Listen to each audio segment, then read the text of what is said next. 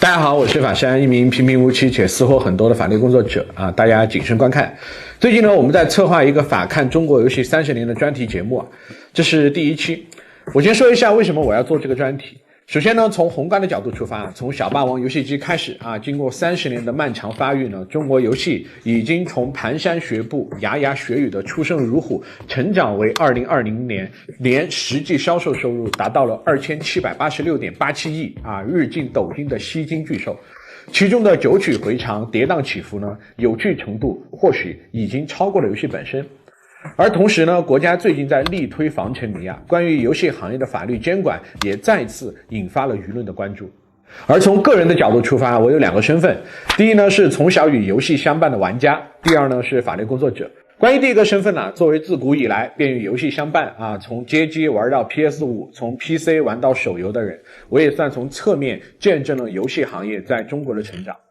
我要坦率承認啊，在游戏史方面我肯定算不上專業，但我能感知並觸摸到它的脈絡和關節。然後呢，我的第2個身份給了我一個新的發現，那就是啊，幾乎在事關遊戲行業發展和生命線的每一個節點，都有那麼一些法律事件作為歷史的標誌，告訴大家方向的轉折與變化。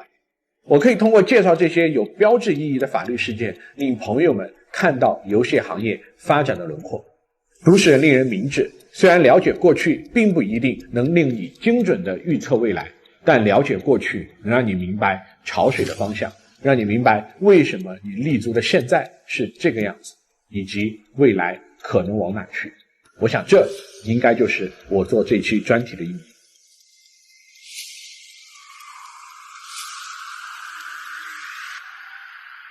而第1期節目，我將重點和朋友們討論第一個問題，即為什麼中國沒有出現 3A 大作。2020年8月20日 B 站上一條遊戲的實機演示視頻啊，橫空出世，在網上呢就引發了極大的轟動。這款遊戲呢便是黑神話悟空。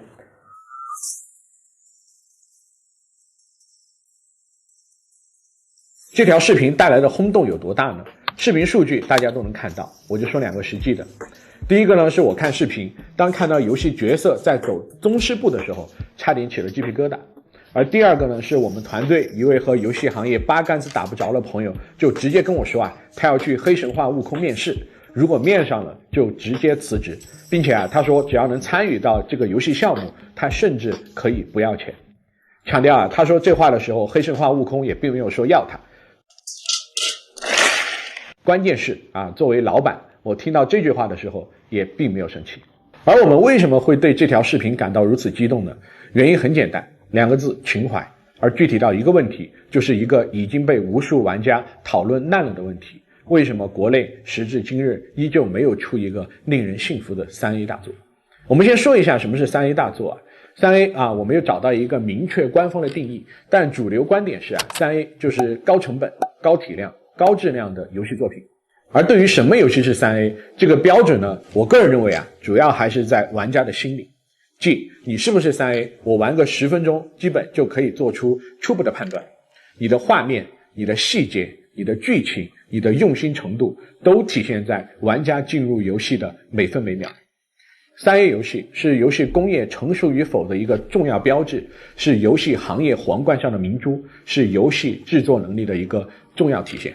當然還有一點啊，就是 3A 遊戲幾乎都是单机游戲，且絕大多数呢都是依托於游戏机運行。而在明白什麼是 3A 游戲以後啊，關於國內為何目前依舊沒有出 3A 游戲的答案也就漸漸浮出水面了。它非常簡單，歸根結底就是3個字：不賺錢。是的，做單機游戲不賺錢，做在遊戲機上運行的單機游戲更不賺錢。至少從2003年到現在的這18年時間裡啊，在中国做单机游戏很難賺到大錢，某種程度上已經成為一種行業的共識。在此基礎上，3高的第1高就是高成本。成本有多高呢？众所周知的經典啊，荒野大镖客2啊的制作成本为 1.09 億美元。再比如用黑神话悟空的游戏制作人啊馮驥自己的說法，玩家玩1小時的開發成本就在1500萬到2000萬元。兄弟，來做生意嘛，可能虧幾個億的那種。所以問題來了，為什麼業內人士在過去這18年裡都有這樣做單機遊戲不賺錢的心理感覺呢？從法律的角度，這就和兩件事有非常直接的關係了。第一是盜版，而第二是遊戲机禁令。前者是單机遊戲永恆的噩夢，而後者是遊戲機發展停滯不前的主要原因之一。我們一個一個說。說到盜版，就不得不說中國单機遊戏的黄金時代。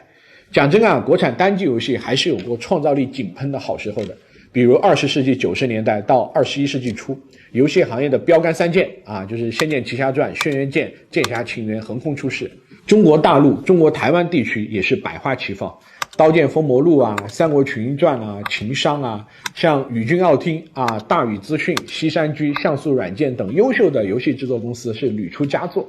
實不相瞞啊，彼時優秀的單機遊戲一度多到啊，我覺得自己一輩子都玩不完。但是這些遊戲又真的賺到錢了嗎？如果算上後續的 IP 開發，比如說影視劇改編和網遊、手遊的授權，這個我不太清楚啊。但單從賣遊戲本身盈利來看，除了《仙劍1》賺的比較多以外，結合有關報道啊，其餘單機遊戲即使沒虧錢，似乎呢大多也都只是勉強盈利，完全沒有到讓企業一口氣吃了一頓飽飯的地步。比如國產游戲銷量最高的《仙劍奇俠傳》銷量呢加上外傳為240萬套，扣去成本後呢，據說也只是小賺。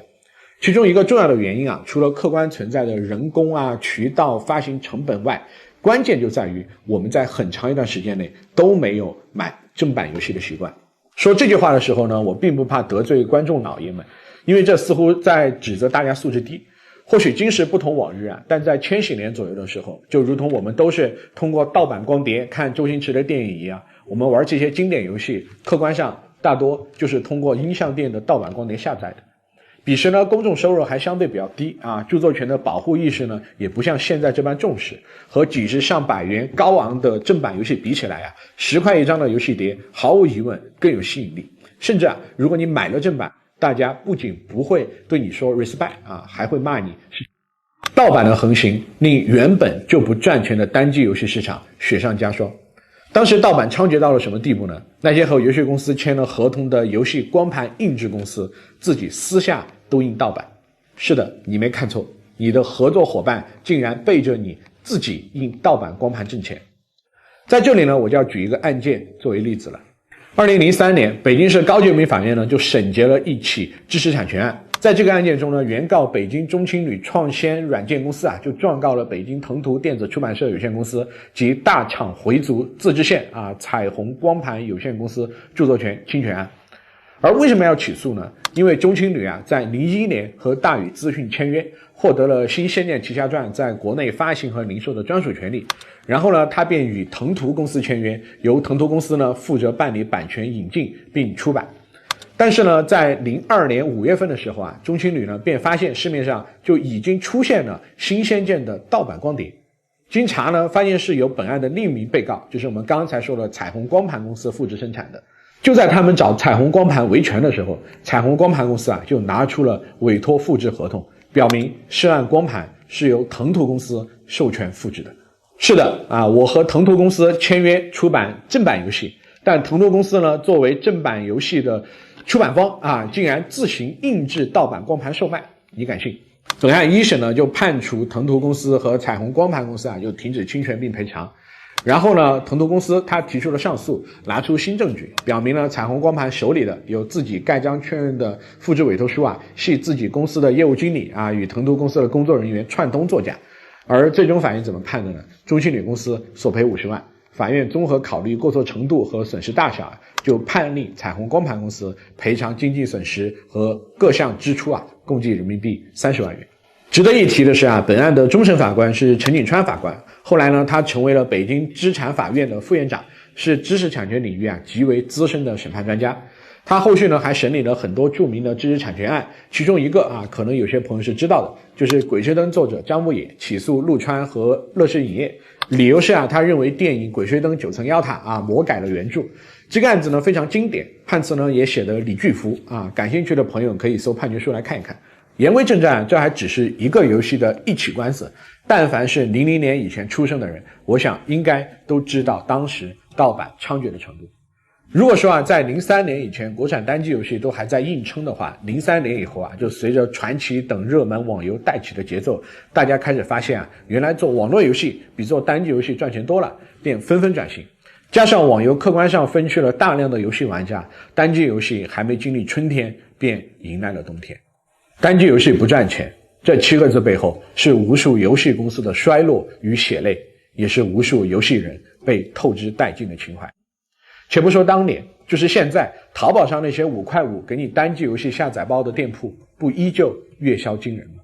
當你購買正版需要幾百塊，而購買盜版只要幾塊錢時，究竟又有多少人能經得住誘惑？但當我們選擇購買只有幾塊錢的盜版遊戲時我們是不會考慮遊戲公司的死活，也不會考慮還有沒有續作的。因為只要遊戲公司沒活生生的死在我們眼前，我們心底的道德防御機制就不會令我們覺得我們是那根壓死駱駝的稻草。說完盜版，我們再來說說遊戲機禁令。2000年4月24日呢，光明日報就發布了一篇名為別讓遊戲機害了一代人，一位母親的呼籲的文章。在這篇文章裡呢，記者暗訪了遊戲之士借一位深明大義的母親之口將電子遊戲機稱為鴉片，將電腦遊戲呢稱為電子海洛因。同時呢，文章表明遊戲機的老板自己說整天在游戲機裡的孩子只有一個結果，男孩子最後變成搶劫犯、小偷，女孩子最後變成三陪小姐。這篇文章在當時引發了極大的轟動，然後緊接着到了00年的6月份，國務院辦公廳就轉發文化部等7部門關於開展電子遊戲經營場所專項治理的意見，開始了針對國內遊戲機市場的治理工作。其中對遊戲機打擊堪稱致命的主要為第2條和第6條。第2條規定停止審批新的電子遊戲經營場所，同時呢也不准現有的場所增添任何類型的電子遊戲設備。而第6條呢，則可以說明令禁止任何企業、個人販賣包括 PSP、GBA、小霸王、世嘉游戲機等遊戲機產品。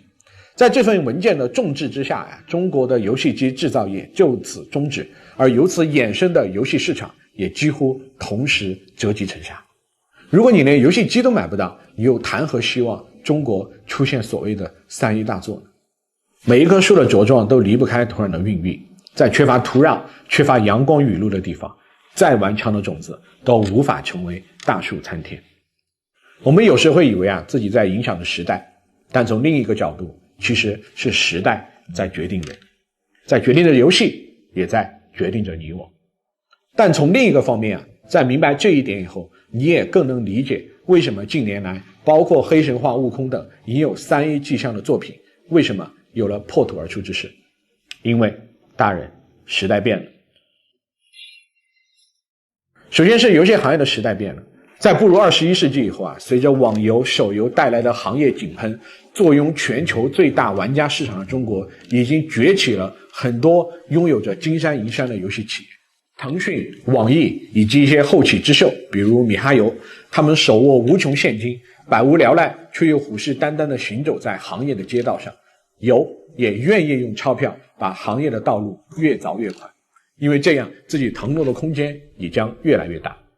而另一方面，最關鍵的原因是遊戲機的禁令解除了。我國執行10余年的遊戲機銷售禁令在上海自貿區正式解封。2014年國發2014-65號國務院關於推廣中國上海自由貿易試驗區可複製改革試點經驗的通知發布。該文一句允許內外資企業從事遊戲遊藝設備生產和銷售，讓此前的44號禁令開始出現了鬆動。而此後2015年6月24日文化部发布關於允許內外資企業從事遊戲遊藝設備生產和銷售的通知，遊戲機也開始全國性的解禁。再然後2020年1月1日遊戲遊藝設備管理辦法正式施行，在進行法律規範的前提下，關於遊戲機這道封鎖了20年的大門總算正式打開。緊接着一件大家都知道的事情發生了，就在當年的2020年8月20日黑神话悟空的實際操作視頻引爆全 B 站。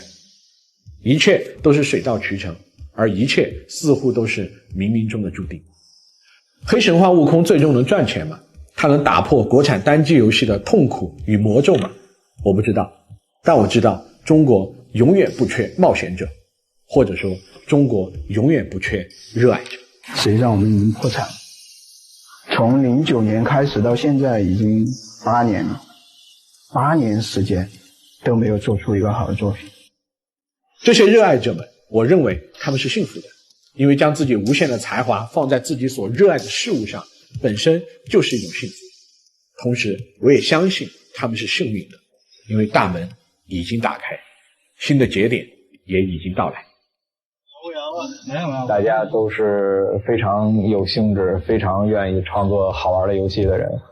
我們就是想把我們的遊戲讓更多的人玩到，這是我們最終的目的。茨威格曾說過一句話：一個人最幸福的事情，就是在自己最年富力強的時候，發現自己畢生的使命。